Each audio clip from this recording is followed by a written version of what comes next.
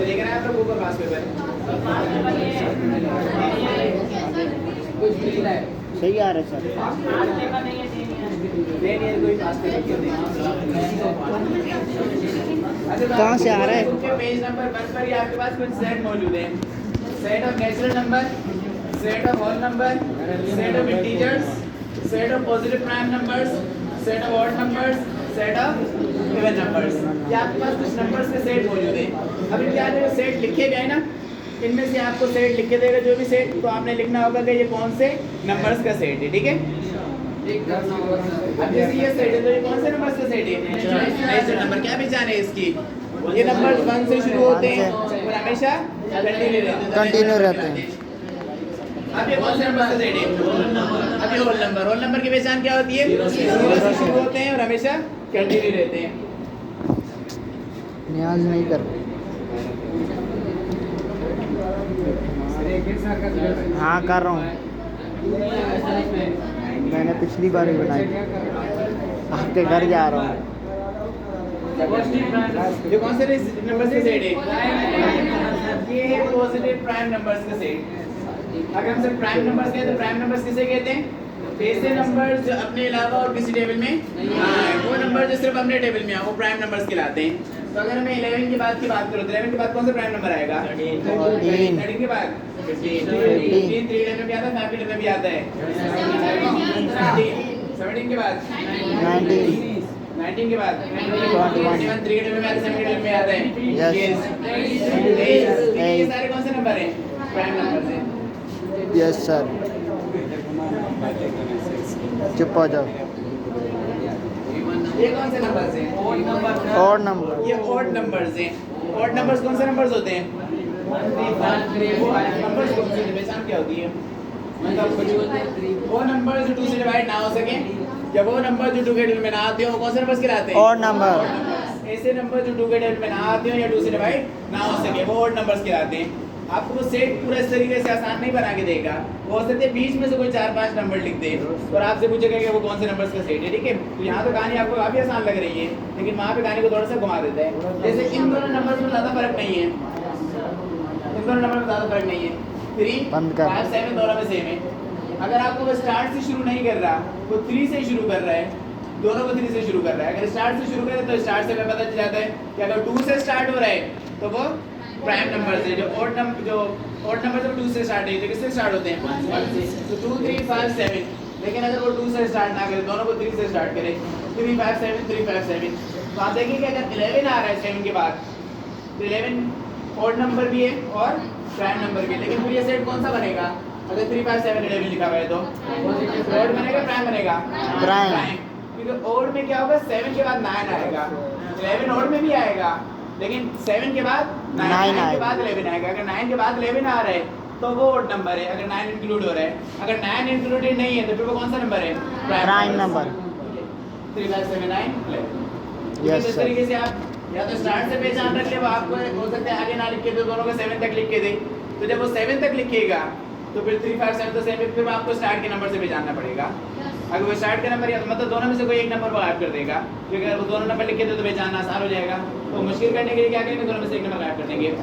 और कौन से हमारे पास आते हैं इवन नंबर के अलावा? Odd numbers. ऑड नंबर्स हो गए और कौन से नंबर है? Even number. इवन नंबर से स्टार्ट होते हैं 0 से।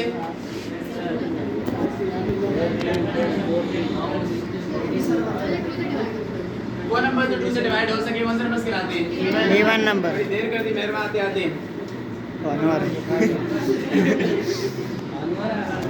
सर इसको इधर जगह देते हैं, इसको नहीं ये कौन सा नंबर का सेट है? इवन। ये नंबर का सेट है 2, 4, 6। ये कौन सा नंबर का सेट है? इवन है, इवन ही है सर। ये कौन सा नंबर का सेट है? इवन।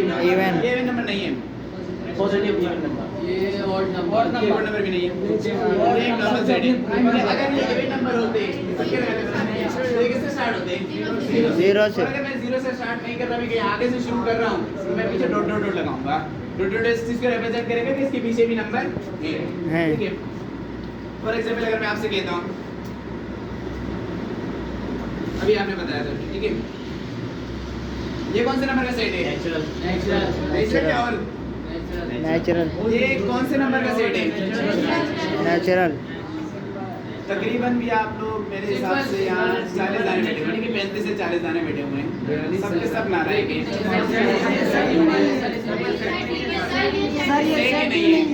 नेचुरल और प्राइम पॉजिटिव। मैंने अभी आपसे बताया था कि जब तक कर्ली ब्रैकेट ना हो वो सेट नहीं कहलाता। सेट नहीं अगर कहलाता। आपको इस तरीके से नंबर लिख के देता है और नीचे 3-4 नंबर का सेट लिख के देगा, वो कहेगा कि नेचुरल नंबर, ओड नंबर, और एक ऑप्शन होगा नन ऑफ देम, तो आप नन ऑफ देम पे टिक करेंगे कि ये कोई सेट नहीं है। वो ये नहीं लिख के देगा कि ये कोई सेट ही नहीं है, तो आपको याद आ जाएगा ना, वो एक ऑप्शन लिखेगा नन ऑफ देम, तो आप नन ऑफ देम पे टिक करेंगे कि ये कोई सेट नहीं है। मजे से तुक्के लगा रहे हैं। मैं कह रहा था सर इसमें रेशनल जोड़ दिया, आपके पास नहीं आएगा, ठीक है। अच्छा, चैप्टर 1 में से जो एमसीक्यूज होते हैं वो एक ही होते हैं, ये बस नॉर्मल नंबर्स हैं, ठीक है। अब अगर हम बात करें इस चैप्टर के और एमसीक्यूज की, तो एक तो एमसीक्यूज इस नस्ल के बनेंगे, या तो आपके पास पूछते हैं the Cartesian product between two set is represented by, दो सेट के दरमियान कार्टेशियन प्रोडक्ट को किस तरीके से शो किया जाता है? तो दो सेट के दरमियान कार्टेशियन प्रोडक्ट को शो किया जाता है a मल्टीप्लाई बाय b। आपके पास और ऑप्शन मौजूद होंगे a dot b, bracket a, bracket b, इस तरीके से आपके पास काफी सारे ऑप्शंस होंगे। तो कार्टेशियन प्रोडक्ट को किस तरीके से शो किया जाता है? a multiply bye b। अच्छा, वो दाने जो यहाँ बैठे हुए हैं और अगर वो उर्दू मीडियम के हैं, तो वो एक बात याद रखें कि जब आपके पास एमसीक्यूज के पेपर आता है ना, तो आपके पास आमने और सामने इंग्लिश उर्दू छपा होता है, तो आपको बेहतर रहता है कि आप न्यूमेरिकल्स को और क्या कहते हैं न्यूमेरिकल्स और एमसीक्यूज, न्यूमेरिकल्स और एमसीक्यूज अगर आपने इंग्लिश में भी समझे हुए हैं तो आपके सामने इंग्लिश में भी मौजूद है पेपर में, तो आप वो इंग्लिश से अटेम्प्ट कर सकते हैं। आप इंग्लिश से टिक करें और उतारें ऑप्शन उर्दू वाला, ठीक है। तो आप ये काम कर सकते हैं जिस तरीके से आपने एमसीक्यूज भी किया। एमसीक्यूज पेपर आप उर्दू इंग्लिश में पढ़ें या उर्दू में पढ़ें, डेटा आपने वैसे भी इंग्लिश में ही बनाना होता है, तो आप कर सकते हैं, ठीक है। तो आप इसमें द कार्टेशियन प्रोडक्ट किसमें शो करेंगे? a multiply bye b। A multiply अच्छा, दूसरा आ सकता है a symmetric difference between two set is represented by, symmetric difference between two set, तो symmetric difference को किससे शो करते हैं? जैसे आप डेल्टा के डेल्टा। ये symmetric difference कहलाता है। ये हमने एक्सरसाइज में सॉल्व भी किया है यकीनन। क्या करते हैं symmetric difference में? दोनों साइड की वैल्यू उतार देते हैं, कैंसिल आउट कर देते हैं। Cancel out. सर जो फिर माइनस में क्या करते हैं? दोनों अरे तो क्या मार रहे हो? और दोनों साइड को कैसे उतारते हैं? कैंसिल आउट कर देंगे, तरतीब देंगे। 70 डिफरेंस पे क्या करते हैं? सेम वैल्यूज कैंसिल आउट कर देते हैं, फिर वो वैल्यूज जो दोनों साइड में बची उसे आंसर में उतारते हैं तरतीब देकर। अगर दूसरे साइड में 1 बच रहा है तो फिर 1 को उतारेंगे, ठीक है। दोनों साइड की वैल्यू उतारते हैं तरतीब देकर। जबकि माइनस में क्या करते हैं? माइनस में दोनों साइड की वैल्यू कैंसिल आउट करते थे, लेकिन सिर्फ और सिर्फ फर्स्ट साइड की, उस माइनस को कहते हैं डिफरेंस। अगर पेपर में आ भी जाते हैं, ऐसे वैसे एमसीक्यू आया तो नहीं है, अगर पेपर में आता है कि the difference between two set is represented by, तो फिर आप ये नहीं कहेंगे कि सन्नी साहब तो अजीब सा वर्ड कहा था लेकिन डिफरेंस तो मैच कर रहे हैं। तो डिफरेंस किससे शो करते हैं? a minus. पेपर में अब तक तो सिमेट्रिक डिफरेंस और कार्टेशियन प्रोडक्ट ही पूछा गया, लेकिन अगर आपसे सिर्फ डिफरेंस भी पूछते हैं ना तो a माइनस भी, और दो आसान चीजें वो तो पूछेगा नहीं। The union between two set is represented by, तो कौन सा साइन है यूनियन का? ये साइन है या ये साइन है? वाला यूनियन। और ये तो अगर आपके पास आ जाता है the intersection between two set is represented by, तो इंटरसेक्शन आप ये करेंगे, सिमेट्रिक डिफरेंस आप ये करेंगे। अच्छा, ये इसलिए पूछते हैं क्योंकि बच्चे अक्सर जब पढ़ते हैं ना तो इसको पढ़ते हैं मल्टीप्लाई बाय भी और इसको पढ़ते हैं डेल्टा भी, तो उन्हें इसके असल नाम पता ही नहीं होते। फिर जब वो पूछ लेता है तो हमें तो टीचर ने पढ़ाया ही नहीं था। तो ये कार्टेशियन प्रोडक्ट है, ये मल्टीप्लाई नहीं है, ठीक है। ये कार्टेशियन प्रोडक्ट है और ये सिमेट्रिक है, इसलिए वो ये दो चीजें पूछता है। ये तो आपने यूनियन के नाम से ही पढ़ा होता है, ये आपने इंटरसेक्शन के नाम से पढ़ा होता है, उससे ऐसे ज्यादा पूछता नहीं, ठीक है। तो जी चैप्टर 1 के से ज्यादा अच्छा चैप्टर 1 में एक और एमसीक्यूज होते हैं।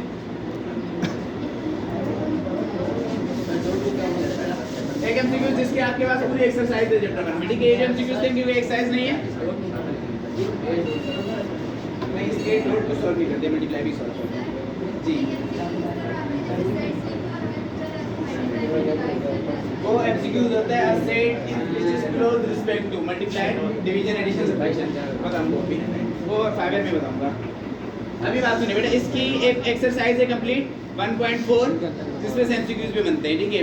वैसे तो ग्राफ क्लास बैठ के काफी अच्छे से पढ़ती है। क्या? ग्राफ पढ़ने भी चाहिए, बड़ी अच्छी चीज है। लेकिन आप वो किस्मत का है या बदकिस्मत के हैं वो लोग हैं जिनके पास ग्राफ रिड्यूस हो गए। तो आपने ग्राफ की एक्सरसाइज तो पढ़ी नहीं, ठीक है। 6.2 ग्राफ की अच्छी एक्सरसाइज है, आप लोगों ने पढ़ी नहीं वो।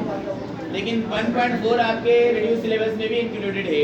1.4 में सिर्फ आपको ग्राफ के क्वाड्रेंट से सिर्फ ग्राफ के क्वाड्रेंट समझने। आपको एक वैल्यू पे एक पॉइंट देता है और वो पूछता है कि ये पॉइंट कौन से क्वाड्रेंट का है। बाकी बच्चे उसको ये समझ के छोड़ रहे हैं कि वो ग्राफ का क्वेश्चन है तो वो 6.2 का होगा, हमारे पास रिड्यूस में शामिल नहीं है। लेकिन ऐसा नहीं है, वो क्वेश्चन 1.4 में से ग्राफ होता है, लेकिन 1.4 में से शामिल है। तो हमारे कंप्लीट ग्राफ के एक्सिस होते हैं।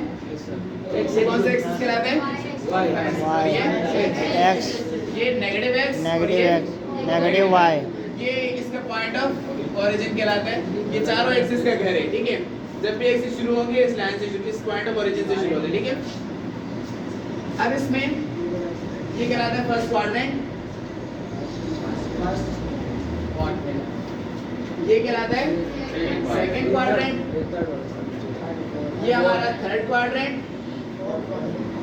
और ये हमारा फोर्थ क्वाड्रेंट। आसानी से समझने के लिए हम कह देते हैं कि हमारे पास 4 कमरे मौजूद हैं। 1 2 3 4, ये 4 कमरे हमारे पास मौजूद है। हर कमरा कितनी दीवारों से मिलकर बना है? 4। हर कमरा 2 दीवारों से मिलकर बना है। यस सर, इनके ये साथ 4 कमरा है दीवारें, जिसमें ये दीवारें और ये दीवारें, और ये एक कमरा है जिसमें ये दीवारें और एक ये दीवारें। तो हर कमरा कितनी दीवारों से मिलकर बना है? 2। लेकिन आप बस एक बात याद रखें कि हम जब किसी भी दीवार की बात करेंगे तो हम पहले x वाली दीवार की बात करेंगे। पहले हम x को कॉल करेंगे, फिर हम y को करेंगे। तो ये कमरा जो बना है कौन सी दीवारों से मिलके? x से और y से, plus x minus x, plus x। तो y की दीवार प्लस की है माइनस की? प्लस। तो फर्स्ट क्वाड्रेंट हमारे पास हो गया प्लस प्लस का प्लस, क्वाड्रेंट, प्लस। ठीक है। सेकंड क्वाड्रेंट कौन सी 2 दीवारों से मिलके बना है? माइनस एक्स, माइनस x और Y। Plus y। तो सेकंड ये दूसरा कमरा हमारे पास हो गया, ये माइनस और प्लस का हो गया। प्लस का हो गया। माइनस x और प्लस प्लस y। तीसरा कमरा जो है माइनस एक्स, माइनस x और माइनस वाई, चौथा कमरा प्लस एक्स, माइनस की माइनस प्लस प्लस माइनस। पहले x को देखेंगे, ठीक है। तो x की कौन सी दीवार है? प्लस की दीवार है, यस, और y की माइनस। तो प्लस माइनस, ठीक है। तो आपको चारों क्वाड्रेंट याद रखने हैं। फर्स्ट क्वाड्रेंट क्या है?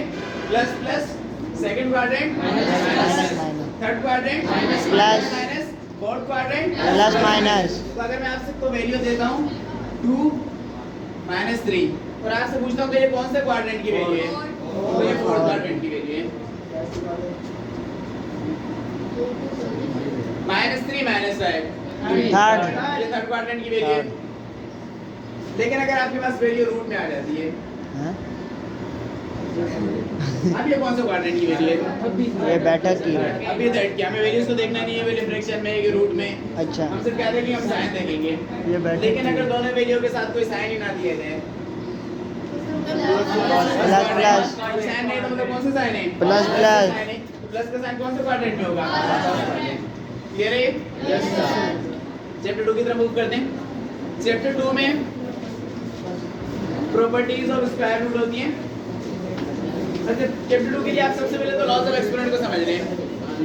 लॉज ऑफ एक्सपोनेंट के वैसे तो तकरीबन 5 से 6 लॉज हैं, लेकिन अभी जो हमारे पास इंपॉर्टेंट है हम सिर्फ उन्हें देखेंगे, ठीक है।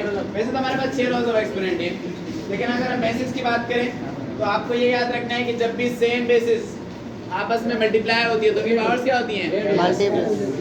जब भी सेम बेसिस आपस में डिवाइड होती है उनकी पावर्स क्या होती हैं? प्लस। और जब भी सेम एक बेस की पावर मौजूद है और पावर की भी होल पावर है तो पावर्स आपस में क्या होती है? ठीक है, किसी बेस की पावर मौजूद है और पावर की भी होल पावर, तो पावर्स आपस में मल्टीप्लाई होंगी, ये बात याद रखिएगा। Yes, ये sir. 3 बेसिक्स हैं लॉज ऑफ एक्सपोनेंट की। तो अब अगर आप और एक किसी भी बेस की अगर पावर 0 हो, किसी भी बेस की अगर पावर 0 हो तो वो बेस किसके इक्वल होता है? 1 के। तो मतलब अगर a की पावर 0 है a की पावर 1 होगी या सिर्फ 1 हो जाएगा? 1। किसी भी बेस की पावर 0 वो बेस किसके इक्वल होती है? 1 के। ऐसा क्यों होता है? ये लॉ पढ़ चुके हैं आप लोग? No sir. किसी बेस की पावर 0 बेस किसके इक्वल होती है? 1 के। बात याद रखिए। तो अगर मैं आपसे पूछता हूँ a मल्टीप्लाई a क्या आंसर आएगा? a की पावर 3। ठीक है, ये तीनों सेम बेसिस हैं, सेम बेस जब भी मल्टीप्लाई होती है पावर्स, तो तीनों की पावर 1 थी। बेस को हम 3 दफा लिखा हुआ था, तो बेस को हमने 1 दफा लिख दिया क्योंकि तीनों बेसिस सेम थी। उनकी पावर्स क्या कर दी प्लस। और अगर ये इस तरीके से होता है a plus a plus a, तो एक बात याद रखिए, लॉज ऑफ एक्सपोनेंट सिर्फ और सिर्फ मल्टीप्लाई और डिवाइड के लिए होते हैं। तो चैप्टर 2 जो आपका बेस करता है वो लॉज ऑफ एक्सपोनेंट पे बेस करता है। जब हम a प्लस a करें तो वो कहानी थोड़ी तब्दील हो जाती है, वो हमारी चैप्टर 4 पे चली जाती है। अगर हम बुक के हिसाब से बात करें तो इसका आंसर आएगा 3a, क्योंकि अलजेब्रा के मुताबिक सिर्फ एक ही नस्ल की वैल्यूज आपस में प्लस माइनस होती हैं। तो तीनों एक ही नस्ल की वैल्यूज हैं a प्लस a, तो उसमें वेरिएबल की पावर प्लस नहीं होती, वेरिएबल के सिर्फ कोएफिशिएंट्स प्लस होते हैं। ये तो 1 3 हो गया। यस ठीक है, सर। यहाँ पे पावर्स प्लस नहीं होती। पावर्स का रूल जो है वो लॉज ऑफ एक्सपोनेंट से, और लॉज ऑफ एक्सपोनेंट सिर्फ और सिर्फ मल्टीप्लाई और डिवाइड में होते हैं। तो लेकिन अगर आंसर हो a की पावर 0 मल्टीप्लाई की पावर 0 मल्टीप्लाई की पावर 0, तो यहाँ पे a की पावर कितनी आती है 1 या 3? यहाँ पे a की पावर 0 आती है कि 1 आती है? a की पावर 0 ही रहती। कितने नालायक लोग हैं बेटा। a की पावर 0, किसी भी बेस की पावर 0, बेस किसके इक्वल होता है? 1 के। मल्टीप्लाई। a की पावर 0, किसी भी बेस की पावर 0 किसके इक्वल होता है? 1 के। a की पावर 0, किसी भी बेस की पावर 0 किसके इक्वल होता है? 1 के। तो 1 मल्टीप्लाई 1 मल्टीप्लाई 1।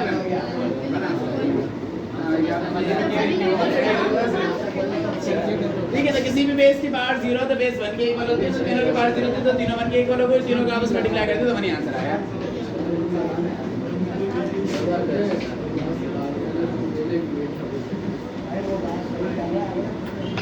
क्या आंसर आएगा इसका? a square b cube divided by ab। ab square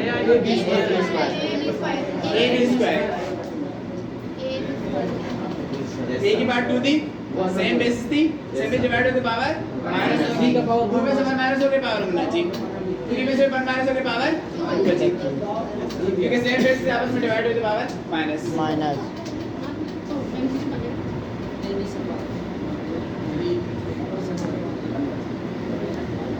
अब बताएं, सवाल है a cube b4 divided by a5 b square. a square b square. a cube b4 divided by a5 b square. क्या answer आएगा? a square b square. क्या हुआ? a minus square power minus 2 sir. a a minus square और yes sir. लेकिन अगर आपके पास ये option नहीं मौजूद ना हो कि आपने आंसर तो नहीं लिखना, आपने आप टिक करना है। अगर आपके पास ये ऑप्शन में नहीं है, उसकी जगह कुछ और होगा।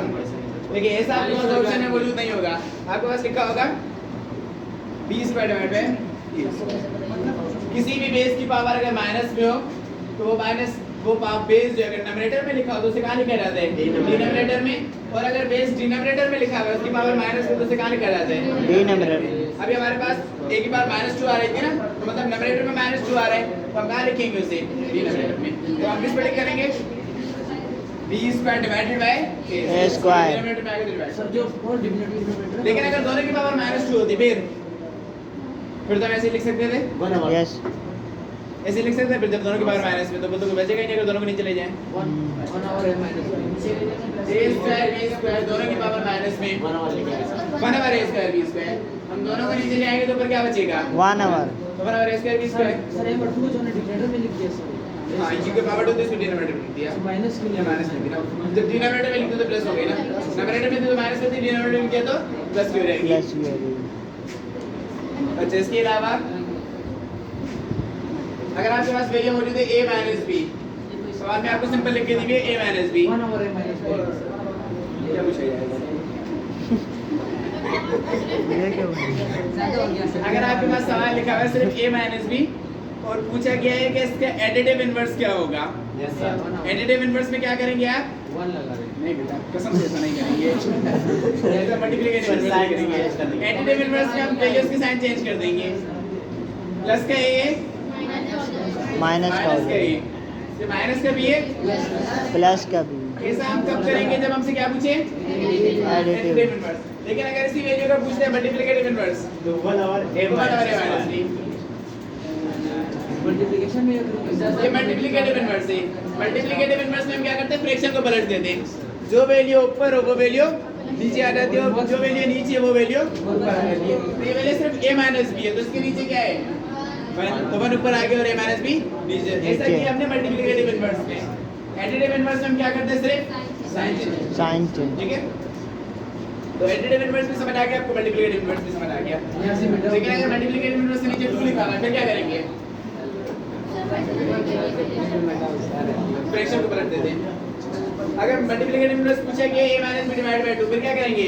2 divided by a minus b. 2 divided by a minus b। क्या हमारा कौन सा हो जाएगा? मल्टीप्लिकेटिव इनवर्स हो जाएगा। समझ नहीं आएगा ना बच्चों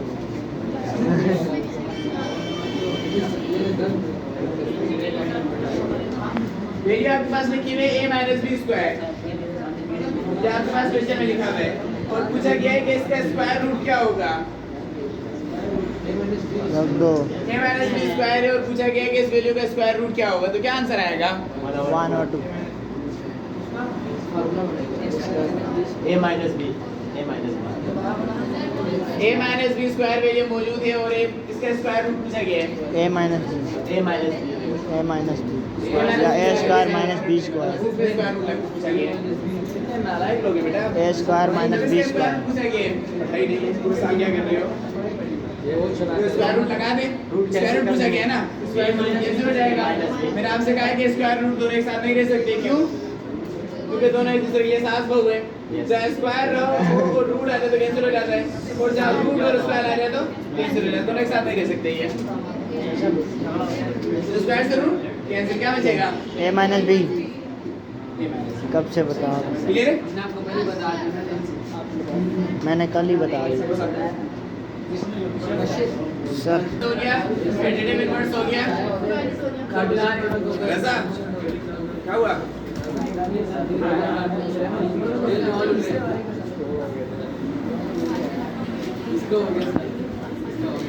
अच्छा, चैप्टर 2 में एक सवाल आपके पास एमसीक्यूज में ये भी आया हुआ है। एक्सरसाइज 2.7 का फर्स्ट क्वेश्चन है ये। अगर आप देखना चाह रहे हैं तो पेज नंबर 45 पर एक्सरसाइज 2.7 सर इसका 12 आएगा सर, सारे रिजल्ट निकालेंगे। ये आपके पास क्या मौजूद है? एक क्वेश्चन मौजूद है, उससे कहेगा कि सिंपलीफाई करें। तो सिंपलीफाई में हम क्या करते हैं? हम वैल्यू जितनी ज़्यादा से ज़्यादा सॉल्व हो सके उतनी ज़्यादा से सॉल्व करते हैं। तो यहाँ वैल्यू की पावर क्या मौजूद है बराबर 3, तो इसे मल्टीप्लाई सॉल्व करना है। तो सॉल्व करने के लिए क्या करेंगे? डिवाइड की पावर 3 खत्म करनी है तो मल्टीप्लाई में पावर 3 चाहिए। तो मैं मल्टीप्लाई में पावर 3 ऐसे बेस के रखनी है कि उसको इनवर्स रिवर्स करने पर वापस क्या आ सके 8। ऐसा नहीं कि हमें मल्टीप्लाई में पावर 3 चाहिए और हम 8 की पावर 3 रख दें, 3 से 3 कैंसिल कर दें। इनवर्स करने पर सेम होना चाहिए। रिवर्स करने पर सेम कैसे होगा? 8 का वैल्यू सेम ले लेंगे। जब हम 8 कैसे लेंगे? 2 4 8 2 2 4 4 पावर 3 आ जाएगा। 2 की पावर कितनी आ गई? 3। वो 1 और 3 आ जाएगा। बराबर 3 से हम आगे। इसी तरीके से 36 कैसे लेंगे तो 60/2 आएगा।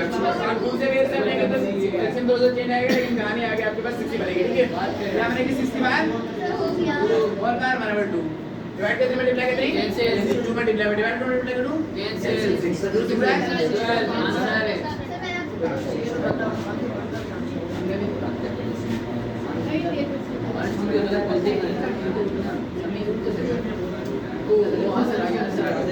क्या आंसर होगा इसके? जल्दी से बताएं। सर दोनों के सेम आंसर है सर इसका। आंसर बताएं। 16 आंसर है सर। 6 आंसर है सर। 6 आएगा या 16 आएगा? 32। इसका आंसर आएगा 16। जब हम 64 का क्यूब लेंगे तो 64 किसका क्यूब होता है? 4 का। 64 4 का क्यूब होता है। 4 16 are 64 4 4 are 16 4 1 are 4। अच्छा 4 से 16 are 64। आप वो तो है नहीं कि आपको बताऊंगे 4 1 are 2 are वो वहां पे ठीक है, ऐसे मैंने डायरेक्ट ले लिया। अच्छा तो 4 को 16 से मल्टीप्लाई करते हैं आपके पास 64 ही आएगा। अगर आप 2 से बेस में लेना चाहते हो 2 से बेस में लेके कर सकते हैं, कहानी वही बनेगी आपकी। ठीक है, तो 4 16 are 64 4 4 are 16 4 1 are 4 और कितनी बार बन गई? 8 आ गई। और इसी तरीके से जब हम 4 बार बराबर 3 इस तरीके से 16 का एलसीएम लेंगे तो 16 किसका स्क्वायर होता है? 2। 16 किसका स्क्वायर होता है? 4 का। 4 की बार 4 बार बराबर इसे मैं निकाल करना चाहता हूं, सिंपली ये आएगा। अब डिवाइड करके मल्टीप्लाई करके कैसे डिवाइड करोगे? 4 मल्टीप्लाई बाय 4 4 4 बाय 16। ठीक है, तो मसला है इसमें। हाँ सर।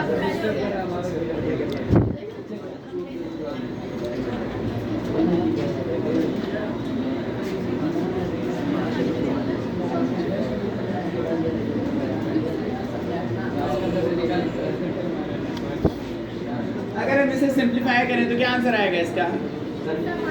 फ्रिक्शन चेंज सर पहले कटिंग करेंगे, सर पहले कटिंग करेंगे 2 1 that means it is absorbed हमने अब सिंप्लीफाई करें क्या आंसर आएगा? 2ab स्क्वायर 2ab आएगा ना 2ab पेज बोला मैं पेन लिखे हाथ में और करें साथ सॉल्व शक्लें देख रहे बैठ के एक दूसरे की 2ab क्या आंसर होगा इसका? फाइनल आंसर बताएं। 2ab और भी कहाँ गया? इसका तुक्का टॉप नंबर सर 4 भी रहता है सर कटिंग हो गई ना 2 1 that 2 2 that 4 एक जैसे जरा बताएं। देखिए बेटा वोट क्या आपका नाम है। सबसे पहले हम देखते हैं कि पावर बोलने से पहले तो हम देखते हैं कि ब्रैकेट के अंदर की वैल्यू सॉल्व हो सकते हैं, पहले से सॉल्व करते हैं। तो ये दोनों सिंपलीफाई हो सकती हैं। 2 1 2 2 2 4 और b से b कैंसिल तो क्या बचा? ऊपर क्या बचा?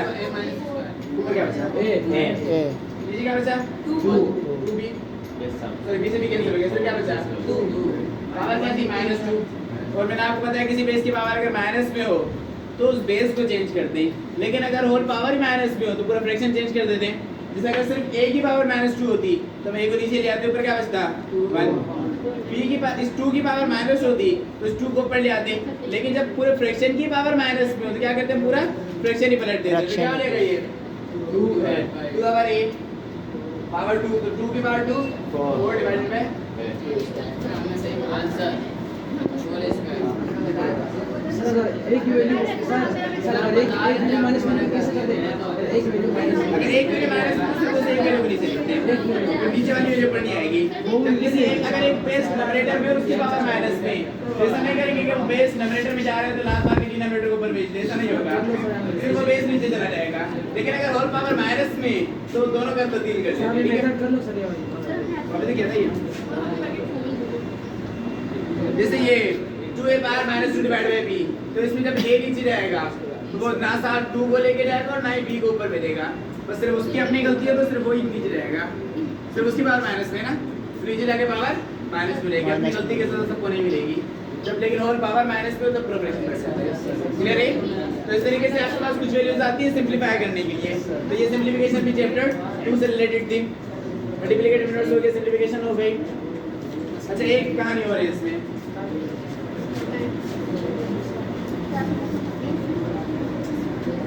पेज नंबर 41 पेज नंबर 41 में यहाँ पे आपके पास कुछ मौजूद है concepts of radical and square root of a positive real number. इसमें आप 5 प्रेडिक्ट करें।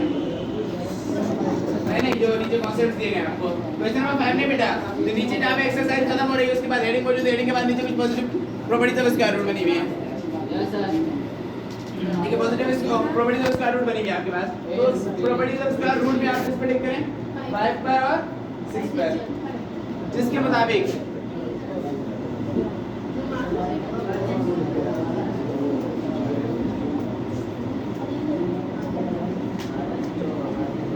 ठीक है, जिसके मुताबिक a divide by root a equal है रूट a के और root a divide by equal है 1/2।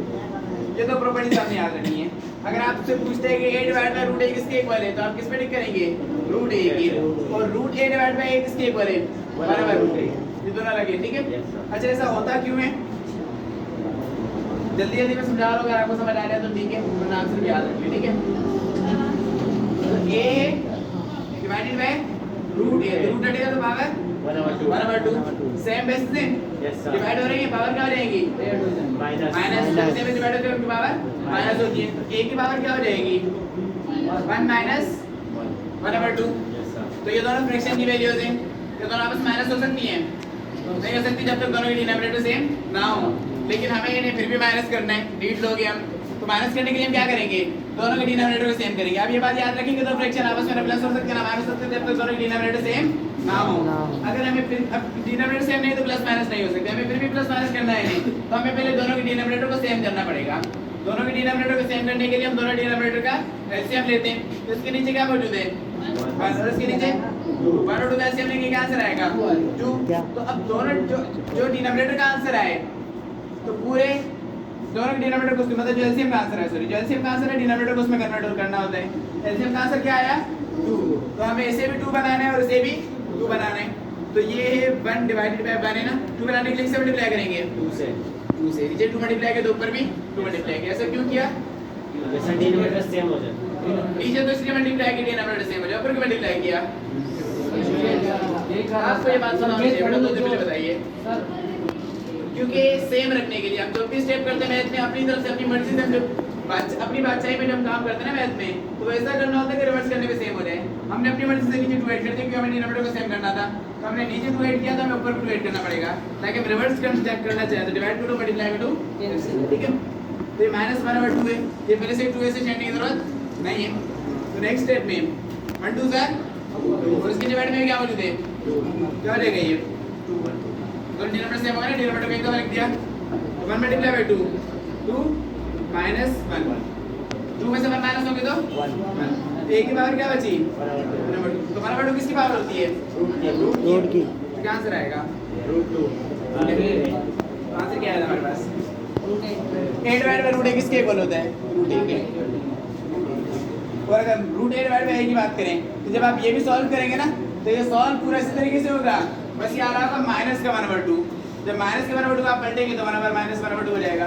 तो आपको एक बार सॉल्व करना नहीं होता, आपने सिर्फ किस पे टिक करना होता है, सिर्फ वहां से पे टिक करना होता है आपने, ठीक है। अच्छा ये तो आपके पास हो गया प्रॉपर्टी, तो उसके बारे में जब 2.7 हो गए 2.7 उसको एमसीक्यूज नहीं आता, चैप्टर 3 की तरफ आ रहे हैं।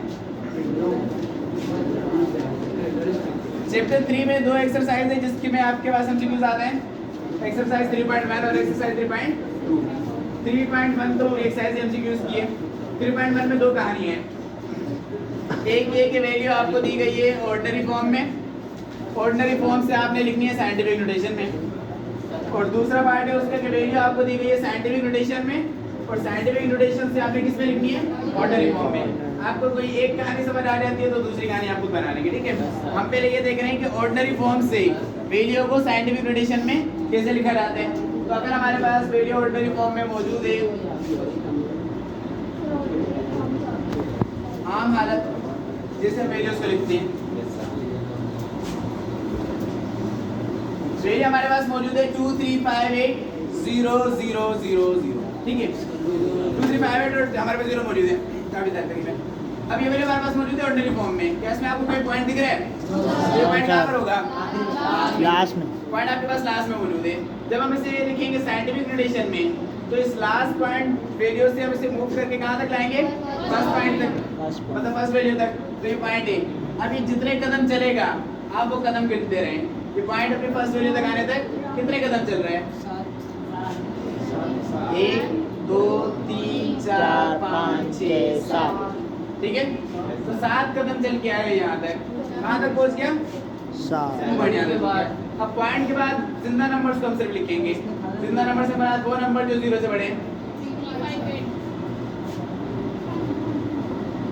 0 नहीं लिखते हम 0 की जगह लिखेंगे एक्सपोनेंशियल, ठीक है, मल्टीप्लाई बाय 10। अब 10 की पावर वो बनेगी जितने कदम ये पॉइंट चल के आया होगा। ये पॉइंट कितने कदम चल के आया था 7। ठीक है, क्लियर है। अब आपको इस तरीके से वैल्यू लिख के दे और पूछे कि इसे साइंटिफिक नोटेशन में किस तरीके से लिखा जाएगा, तो आप किस पे लिख करेंगे 2.358 एक्सपोनेंशियल 7। लेकिन अगर वो पूछते हैं कि इसकी कैरेक्टरिस्टिक क्या होगी तो आप 7 पे टिक करेंगे। और 7 भी आपके पास 2 नस्ल के मौजूद होंगे, एक 7 होगा और एक 7 बार होगा। -7 नहीं लिखा होगा, 7 बार लिखा होगा क्योंकि इसका माइनस इसके सर पे चढ़ा होता है, ठीक है। आप याद रखिए कैरेक्टरिस्टिक का माइनस इसके सर पे चढ़ा होता है क्योंकि ज़्यादा फ्री कर दिया होता है। तो ये प्लस का 7 है और ये 7 बार से ये माइनस का 7 है। तो अभी फिलहाल पावर प्लस में है या माइनस में? प्लस में। माइनस में कब आती है? अगर आपके पास वैल्यू मौजूद है 0 पॉइंट, अगर आपके पास वैल्यू मौजूद है 0 पॉइंट 0.0000006 आपके पास 0 पॉइंट मौजूद है और उसके बाद आधा दर्जन 0 मौजूद है, ठीक है। तो फिर वैल्यू का मौजूद है 16, तो ये पॉइंट यहाँ तक है। हम 16 के बाद हमने 7 पे ऐड कर दिया, ठीक है। अब 0 पॉइंट जो मूव करेगा, अच्छा इसमें देखिए जब हमने मूव किया था कि 5 8 के बाद में जाके छोड़ दिया था पॉइंट को, इसमें पॉइंट कहाँ तक जाता है फर्स्ट वैल्यू तक जाता है, First प्लस में value। मूव होता है। लेकिन जब पॉइंट माइनस में मूव हो तो फिर वो पॉइंट फर्स्ट वैल्यू तक नहीं जाता, फिर वो पॉइंट पहले जिंदा नंबर तक जाता है। तो यहाँ पे पहला जिंदा नंबर क्या है? One। पॉइंट 1 तक ही मूव होगा। जब प्लस में मूव होता है तो फर्स्ट वैल्यू तक, जब माइनस में मूव होगा तो पहले जिंदा नंबर तक जाएगा। पहले जिंदा नंबर। तो ये पॉइंट है 1 2 3 4 5 6 7, कितना मूव हुआ? हाँ ये हो गया 1.67 एक्सपोनेंशियल। तो ये पॉइंट माइनस से 0 पॉइंट से मूव हो गया तो जो पावर बनेगी किस में बनेगी? माइनस का 7। सर वो जीरो नहीं गिरी, इस पॉइंट से शुरू करेंगे ना सर। जी यहाँ से शुरू करेंगे इस पॉइंट से। नंबर तो गिनने नहीं है ना, हमें पॉइंट से शुरू करना है और देखना है कितने कदम चल रहे हैं, ठीक है? इसका तो सवाल 1.67 एक्सपोनेंशियल -7। अब अगर आपसे पूछेगा कि साइंटिफिक नोटेशन में किस तरीके से लिखा जाता है तो आप इस पर टिक करेंगे। लेकिन अब आपसे पूछेगा कि कैरेक्टरिस्टिक क्या है? कैरेक्टरिस्टिक -7। -7 नहीं होगा, आपके पास 7 बाहर लिखा होगा, ठीक है? तो ये इसकी कैरेक्टरिस्टिक है। ले अब हम तो हो गया ऑर्डिनरी फॉर्म से साइंटिफिक नोटेशन। अब अगर हम बात करें साइंटिफिक नोटेशन से ऑर्डिनरी फॉर्म, अब अगर हम बात करें साइंटिफिक नोटेशन से ऑर्डिनरी फॉर्म की तरफ, तो ये हमारे पास कौन सी फॉर्म है? साइंटिफिक नोटेशन है। अब हमें जाना है साइंटिफिक नोटेशन से ऑर्डिनरी फॉर्म में। तो पहले हम इसको देख लेते हैं। इसकी पावर 7 है, ठीक है? तो मतलब कितने कदम चल के आया था? अब जब इसने वापस जाना है ऑर्डिनरी फॉर्म में तो मतलब वापस अपने घर तक जाना है। ये अपने घर से 7 कदम दूर है, सही है ना?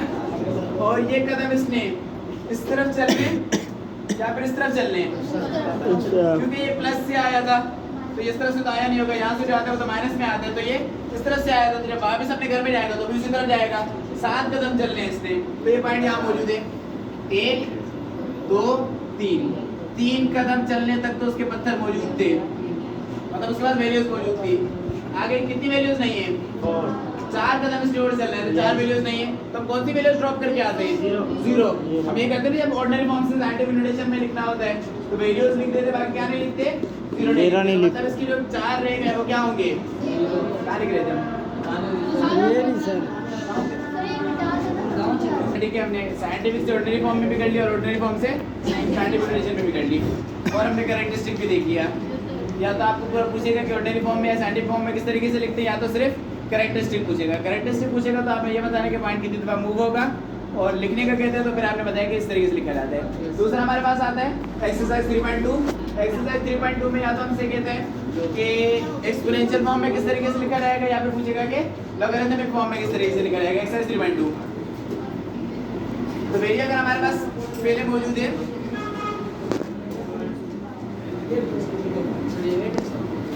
2 की power 3 equals to 8।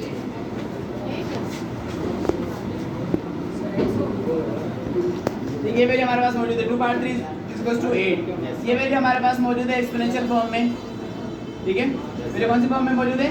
Exponential form. अगर हमने इसे लिखना है साइंटिफिक लॉगरिथमिक फॉर्म में, कौन से पूछेगा कि एक्सपोनेंशियल फॉर्म की वैल्यू को लॉगरिथमिक फॉर्म में किस तरीके से लिखा जाएगा। तो देखिए एक्सपोनेंशियल फॉर्म होती है, एक्सपोनेंशियल फॉर्म लिखा है 2 पावर 3, मतलब 2 आपस में 3 टाइम्स मल्टीप्लाई होगा तो इक्वल किसके होगा? 8 के। लॉगरिथमिक फॉर्म में क्या होता है जब हम लॉग लिखते हैं, कहते हैं कि बेस 2 लॉग, ठीक है? 8। अब हमें यहाँ ये बताना होता है कि जो बेस 2 लॉग है जो 8 के इक्वल है, तो उसको 8 बनाने के लिए कितनी पावर रिक्वायर्ड होगी? तो 2 को कितनी पावर रिक्वायर्ड होगी कि वो 8 बन जाए? 2 को पावर 3 रिक्वायर्ड होगी तो 8 बन जाए, ठीक है? लेकिन अगर आपके पास वैल्यूज ऐसी आती हैं, आप सॉल्व नहीं करना चाहते कि मैं तो 64 को कितनी पावर रिक्वायर्ड होगी, 4 को कितनी पावर रिक्वायर्ड होगी कि 64 बन जाए? यहाँ से कहते हैं log 4 64 इक्वल किसकी होगी?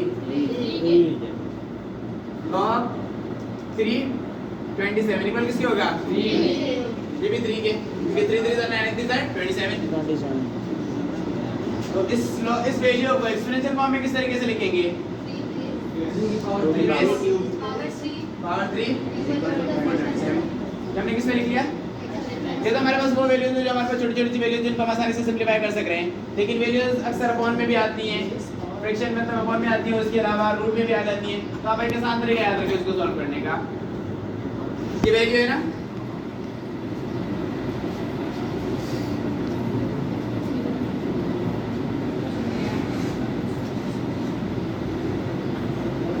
फिर हमारे पास मुझे तो 25 पावर 2 625 ठीक है।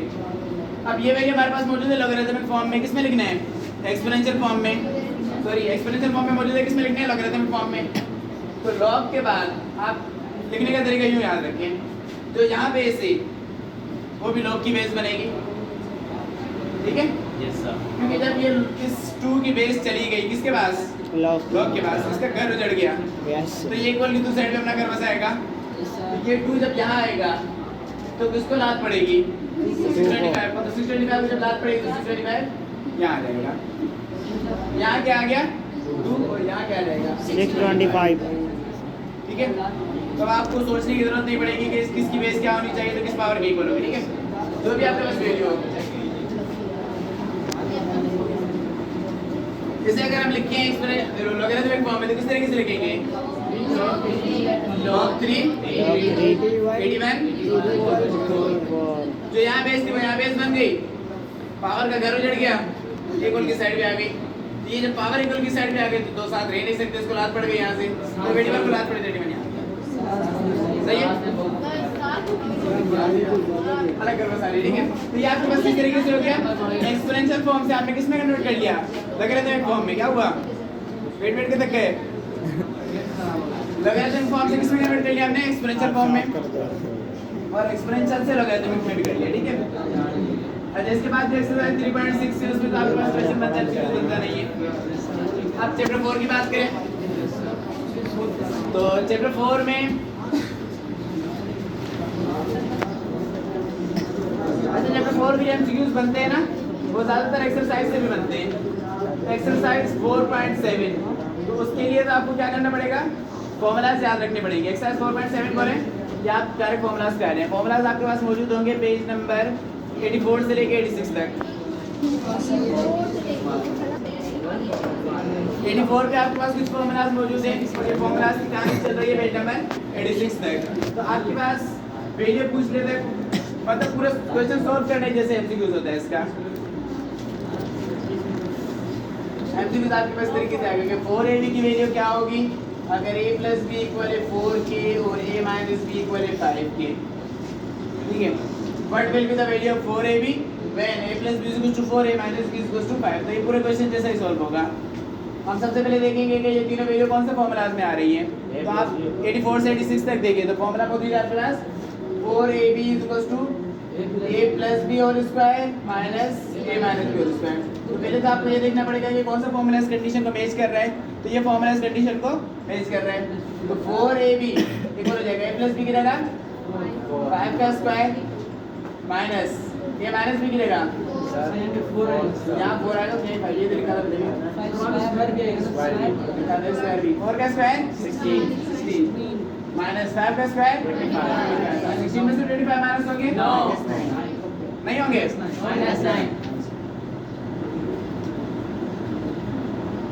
पूछ रहा हूं आपसे कि 16 में से 25 माइनस होंगे, आप कह रहे नो।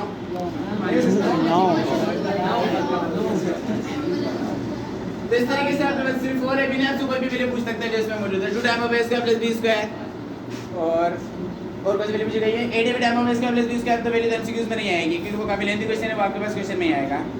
a + b की value a square plus b square की वैल्यू दी आपसे पूछी जा सकती है, ठीक है? 4.7, और इस चैप्टर को हम कचरा चैप्टर कहते हैं क्योंकि इसमें 4.7 से लेकर 4.10 तक में से एक सवाल आता है। 4.7, 4.8, 4.9, 4.10 ये 4 एक्सरसाइज आप पढ़ेंगे, और 4.10 के सिर्फ लास्ट के 3 क्वेश्चन, ठीक है? आप ये 4 एक्सरसाइज पढ़ेंगे तो इन 4 में से एक सवाल पेपर में आता है, तो ये इस हवाले से भी बेहूदा है। और इसके अलावा अगर हम बात करें इसके एमसीक्यूज की भी, तो इसके एमसीक्यूज भी जाते हैं ऊपर क्वेश्चन की तरह सॉल्व करने पड़ते हैं जैसे कि अभी आया, ठीक है? और अच्छा एक और चैप्टर 4 के कुछ एमसीक्यूज और होते हैं आपके पास पेपर में, इस तरीके से एक्सप्रेशन लिख के देता है।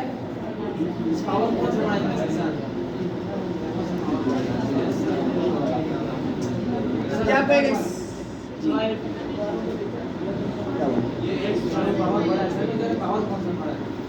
अब देखिए आपके पास वैल्यू मौजूद है। अब इसमें हम ये देखेंगे नेक्स्ट बार बना, ठीक है? आपसे पूछेगा कि ये कौन सी डिग्री की पॉलिनोमियल है। तो हमारे पास पॉलिनोमियल मौजूद है, इस पॉलिनोमियल की डिग्री क्या है?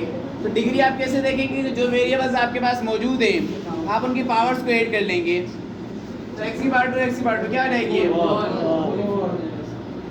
इसकी 3 और 1 1 और 1 2। तो सबसे हाईएस्ट पावर क्या हुई 4। तो आप लिखेंगे 4 डिग्री पॉलिनोमियल है। सही है, आपके पास लिखा होगा second degree, third degree, fourth degree, fifth degree. आप इसको टिक करेंगे 4 डिग्री। कौन सा डिग्री का पॉलिनोमियल है ये 4 डिग्री का पॉलिनोमियल।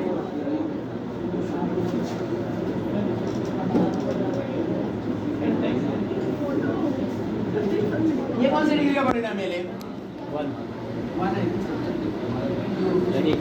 ये कौन सी डिग्री का पॉलिनोमियल है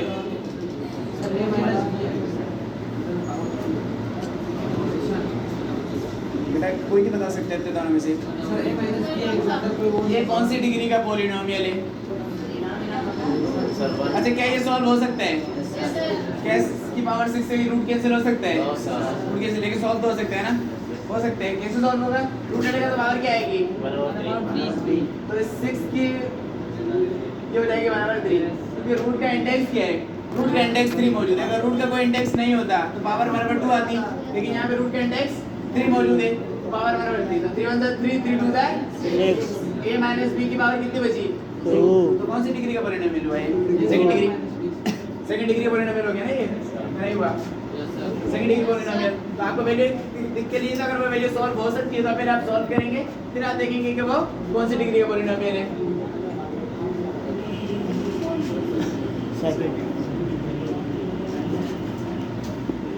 हमेशा की तरह 5 मिनट का ब्रेक लेते हैं।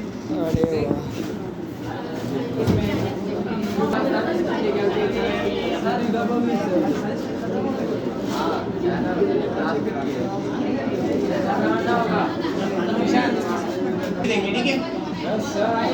अच्छा अब हमारे पास यहाँ पर चैप्टर कौन सा कंप्लीट हो गया 4 के चैप्टर 5 के होते हैं एलसीएम और एचसीएफ से होते हैं 5.7 और सॉरी 5.8 और 5.9 उसको हम डायरेक्ट 5 से करेंगे वो एमसीक्यू तो डायरेक्ट 5 से करेंगे। नेक्स्ट क्लास में हमारी होगी उसमें हम 5 सॉल्व करेंगे ठीक है।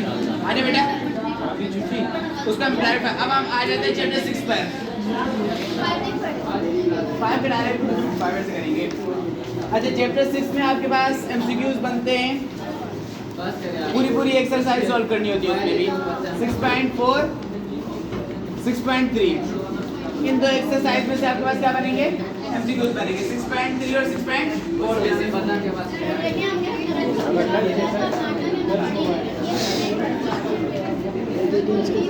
आपकी कोई सुन रहा है इतना गोली जा रहा है। अच्छा चैप्टर 6 की एक बात सुने बेटा चैप्टर 6 जो है वो सिर्फ और सिर्फ क्लास मैट्रिक के लिए 9 के लिए नहीं है।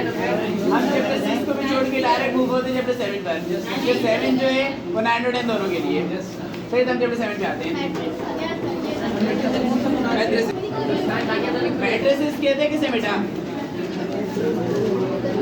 मैट्रिक्स से मैट्रिसेस किसे कहते हैं रजा बेटे जगह पे मैट्रिक के लिए करिए ना मैट्रिक के लिए ना मैट्रिक दोनों के लिए इंपॉर्टेंट है। मैट्रिक्स किसे कहते हैं बेटा class 10 rectangular arrangement of numbers in rows and column. बेटा ये बॉयज जो पीछे बैठ के मस्तियां कर रहे हैं मार खाएंगे मुझसे ये सीधे के बेटे खामोशी के साथ पीछे वाला ग्रुप है sir. Rectangular arrangement of number in rows and column number की अरेंजमेंट रॉ में और कॉलम में क्या कहलाती है मैट्रिक्स कहलाती है। रॉ किसे कहते हैं और कॉलम किसे कहते हैं ये रॉ वो कॉलम नंबर्स की वर्टिकल अरेंजमेंट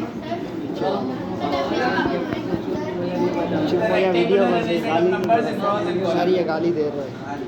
मैट्रिक्स की डेफिनेशन है the rectangular arrangement of numbers in rows and column is called matrix ठीक है। अच्छा ये हमारे पास क्या मौजूद है ये वर्टिकल लाइन है। वर्टिकल लाइन में जो नंबर्स मौजूद होते हैं वो क्या कहलाते हैं और ये हॉरिजॉन्टल लाइन में रॉज मौजूद होती हैं। अगर हम यहाँ पे अभी रॉ की बात करें तो ये फर्स्ट रॉ है और वो जो मुझसे बीमार खाने वाली है वो लास्ट रॉ है और ये फर्स्ट कॉलम है सेकंड कॉलम है third column fourth column fifth column और सिक्स्थ कॉलम। तो ये हमारे पास कॉलम्स मौजूद है और ये हमारे पास रॉ मौजूद है। कॉलम और रो एमसीक्यूज में आपसे क्या पूछ रहा था ये लकीर क्यों अब बताए वो कौन सा नंबर है जो सेकंड रो में है और फर्स्ट कॉलम में? वो नंबर जो सेकंड रो में और फर्स्ट कॉलम में? 4। वो नंबर जो सेकंड रो में और फर्स्ट कॉलम में, इसमें कितने रोज हैं और कितने कॉलम हैं? 2। अगर इस मैट्रिक्स का हमसे पूछा जाता है कि इस मैट्रिक्स का ऑर्डर क्या है, तो हम कहेंगे कि ये मैट्रिक्स 2 by 2 का मैट्रिक्स है। अगर इस मैट्रिक्स का ऑर्डर पूछा जाए तो 2 by 2 का मैट्रिक्स।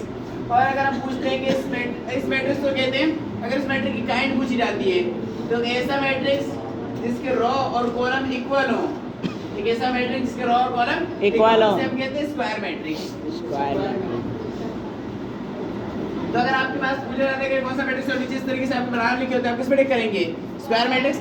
अगर ऑर्डर पूछा जाता है तो 2 by 2 मैट्रिक्स। ठीक है, ये इसका ऑर्डर और इसकी काइंड आ गई। अब इस क्रम से हम कहां थे? अब ये देखिए कौन सा नंबर है जो सेकंड रो में है और फर्स्ट कॉलम में। तो जो हमारा नंबर पाया जाता है वो सेकंड रो में पाया जाता है। मतलब वो कौन से दो नंबर में से एक हो सकता है? 4 और 6 में से एक हो सकता है ना। 5 तो सेकंड रो में है कि 5 कौन सी रो में? फर्स्ट। तो हमने बताया था वो कौन सा नंबर जो सेकंड रो में है और फर्स्ट कॉलम में, तो वो नंबर इन दोनों में से कोई एक है। तो आगे में मैं बताया सेकंड रो के बाद फर्स्ट कॉलम, तो फर्स्ट कॉलम में कौन सा नंबर है? 4। तो ये हमारा नंबर हो गया ना। फर्स्ट रो के जो दो नंबर है वो 3 और 4 है। तो हमारे जो नंबर है वो सेकंड रो और फर्स्ट कॉलम में। क्लियर है? तो आपसे इस तरीके से बता रही कि सेकंड रो फर्स्ट कॉलम में पूछे, अब तो फर्स्ट रो फर्स्ट कॉलम पूछे, आपने ये तो नहीं पढ़ाया था सर ने। ठीक है, अगर आपको मैट्रिक्स लिख के देता तो 3 by 3 का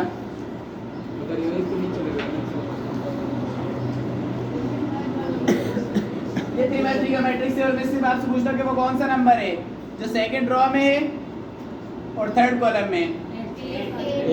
8। सेकंड रो मतलब वो नंबर इन तीन में से कोई एक है। थर्ड कॉलम तो मसला इसमें। अच्छा, चैप्टर 7 से ना 2-3 एमसीक्यूज आते हैं। चैप्टर 7 के एमसीक्यूज इंपॉर्टेंट है, काइंड भी पूछ लेगा। अच्छा, ये हमारे पास एक मौजूद था, आपके पास एक मैट्रिक्स लिखा गया और पूछा गया है कि इस मैट्रिक्स का ट्रांसपोज क्या होगा। या तो पूछेगा कि ट्रांसपोज ऑफ मैट्रिक्स, या फिर आपके पास लिखेगा कि if A is equals to, अगर A की ये वैल्यू है A power T will be, तो A पावर T की क्या वैल्यू होगी? या फिर आपको A पावर T लिखने के बजाय आपको सीधा लिख के देगा A ट्रांसपोज विल बी। तो ट्रांसपोज में हम क्या करते हैं, जो हमारे पास रो मौजूद है रो को कन्वर्ट कर देते हैं कॉलम में और कॉलम को कन्वर्ट कर देते हैं रो में। तो आपको दोनों साइड देखने की जरूरत नहीं, आप सिर्फ एक ही साइड देख ले, दूसरा खुद ही हो जाएगा। आपने क्या करना है, रो को कॉलम में कन्वर्ट करना है। तो ये फर्स्ट रो है 1 3 और ये सेकंड रो है 2 4। तो आपने रो को किस में कन्वर्ट करना है? कॉलम में। तो जो फर्स्ट रो है 1 3 इसको क्या बना देंगे? फर्स्ट कॉलम बना देंगे। तो कॉलम को वर्टिकली लिखते हैं और जो सेकंड रो है इसको सेकंड कॉलम बना देंगे। ठीक है? Yes sir. तो 1 3 2 4 क्या हो गया? 1 3। क्लियर है? ये क्या है? ये ट्रांसपोज है। तो एक ही पार्ट। और अगर आपसे इसी मैट्रिक्स से क्या पूछते हैं, if A is equals to 1 2 3 4 और आपसे कहता है कि विल बी, ये क्या है? ये A डिटरमिनेंट है। या तो वो आपको इस तरीके से साइन लगा के देगा या तो वो आपको लिख के देगा कि A डिटरमिनेंट विल बी। तो डिटरमिनेंट में हम क्या करते हैं?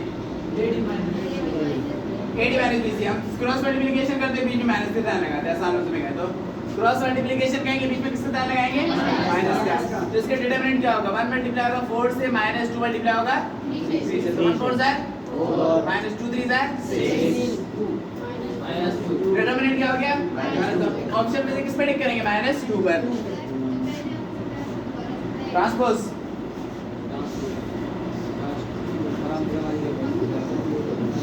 5 7 8 2 ये मैट्रिक्स मौजूद है हमारे पास। मुझे लग रहा है कि इसका ट्रांसपोज क्या होगा। अच्छा, जरूरी नहीं कि वो आपको एक के ऊपर टी लगा के दे। यही चीज आपसे ऐसे पूछ सकते हैं कि मैट्रिक्स लिखा हुआ है और मैट्रिक्स के ऊपर ही पावर टी लगी होगी, तब भी आपको समझना है कि इसका क्या निकालना है? ट्रांसपोज ही निकालना है। तो इसका ट्रांसपोज कैसे निकलेगा? ये फर्स्ट रो है 5 8, उसको किसमें कन्वर्ट कर देंगे? कॉलम में 5 8। और ये सेकंड रो है, इसको कन्वर्ट कर देंगे सेकंड कॉलम में। ठीक है, तो हमने क्या करना था? कॉलम्स को रो में कन्वर्ट करना था, ये रो को कॉलम में कन्वर्ट करना। अच्छा, ये तो हमारे पास डिटरमिनेंट निकल गया। डिटरमिनेंट कहाँ से क्या आया? -2। अब आपसे तो सिंपल लिख के पूछ सकते हैं, ये if a determinant of a matrix is 0, then matrix is called एक ऐसा मैट्रिक्स जिसका डिटरमिनेंट 0, वो मैट्रिक्स क्या कहलाता है? Singular matrix. ठीक है, if a determinant of a matrix is 0 then the matrix is called singular matrix। या तो लिख के दे सकता है या तो आपको यूं लिख के देगा if 0। अब भी आपको पता है कि ये किस चीज के साइन है? डिटरमिनेंट। तो पूरा लिख के नहीं दिया उसने, पूरी कहानी लिख के नहीं दी, किसमें साइन में शो कर दिया। अब हम इसको पढ़ेंगे अब भी यही, if determinant of A is equals to 0 then the matrix is called singular matrix। Transpose भी हो गया। अच्छा, इसमें भी मैट्रिक्स में भी आपसे पूछता है एडिटिव इनवर्स।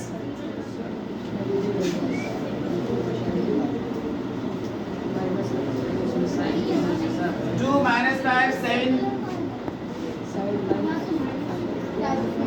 सर 8 आ जाएगा 10 की जगह माइनस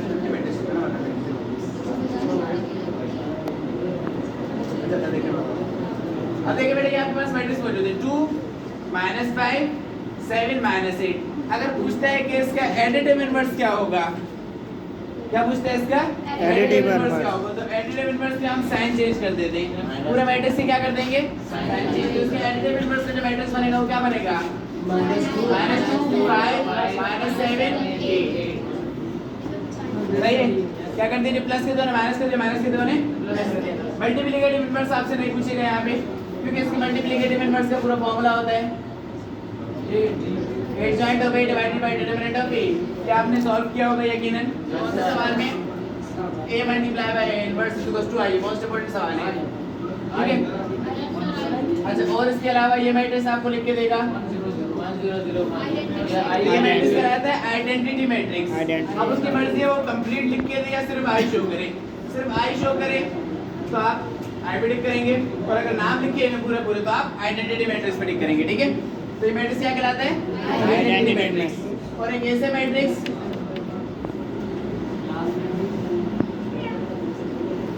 ये स्केलर मैट्रिक्स भी है। ठीक है, ये सॉरी स्क्वायर मैट्रिक्स है ये। ठीक है, तो ये स्केलर मैट्रिक्स भी है। एक ऐसा मैट्रिक्स जिसके डायगोनल्स इक्वल हो, ये डायगोनल्स कहलाते हैं। तो एक ऐसा मैट्रिक्स जिसके डायगोनल सेम हो वो कहलाता है स्केलर मैट्रिक्स। ठीक है, तो ये स्क्वायर तो है, लेकिन अगर ऑप्शन में स्केलर भी दिया हुआ है, स्क्वायर और स्केलर दोनों नहीं देगा आपको ऑप्शन में, क्योंकि ये मैट्रिक्स स्क्वायर मैट्रिक्स भी है और स्केलर भी है, तो दोनों नाम नहीं देगा आपको। अगर वो आपको स्क्वायर देता है स्केलर नहीं देता तो आप स्क्वायर पे टिक करेंगे, या तो वो आपको स्केलर देगा तो आप किस पे टिक करेंगे? स्केलर पे।